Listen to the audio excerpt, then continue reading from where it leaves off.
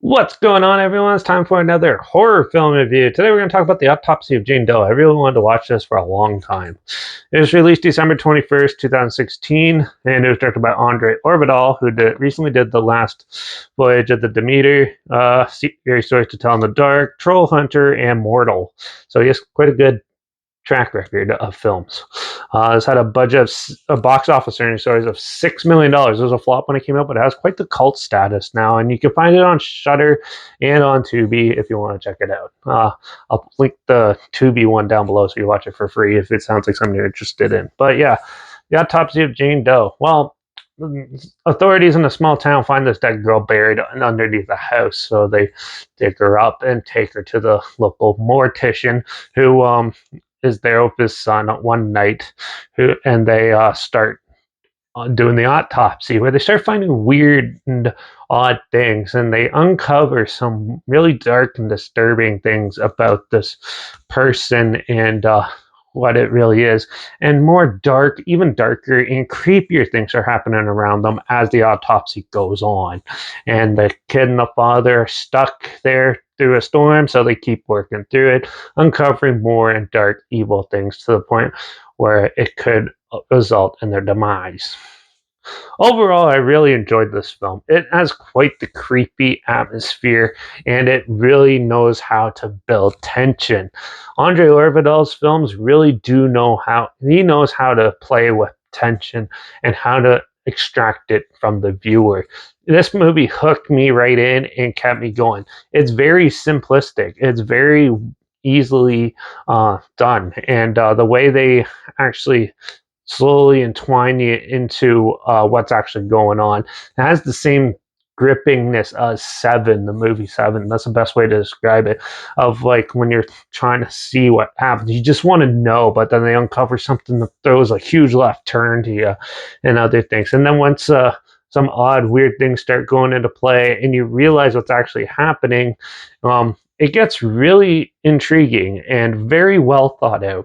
I was very impressed with this film. I really enjoyed it. I don't really.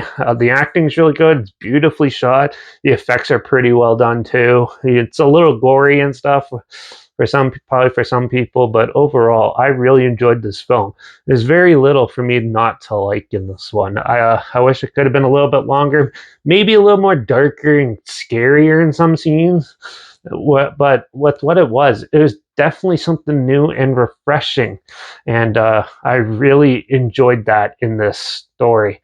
And overall, I just wanted it to go on, and I wish they did like a sequel or something, because the way they ended it and stuff made it seem like it could happen, but obviously it didn't. And I still find this movie really compelling, and it was really well done. So I just wish it was a little longer, maybe a little darker, with some more creepy scenes to boost the tension more, and I think it would have been perfect. But other than that, I really enjoyed The Autopsy of Jane Doe. I'm going to give it a 4.5 out of 5. I really enjoyed this movie, and I think it's definitely one of the underrated horror films that is really gripping, and it's would be a good scare, especially for people that aren't really used to it. Also, this might not be for everyone. This is a slow burn movie, so some people might get bored and turn it off. But for me, it was exactly what I like in horror, and definitely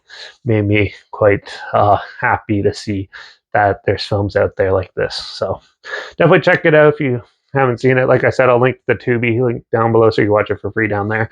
Also, make sure you check out my Instagram that's linked down below, so I always post clips of films and review in the future on my stories. Either film time hashtags, subject on film hashtags, so you're aware of it. Also, my Letterbox is down below at JP Reviews. That's where I post my first star rating we have to watch on the films.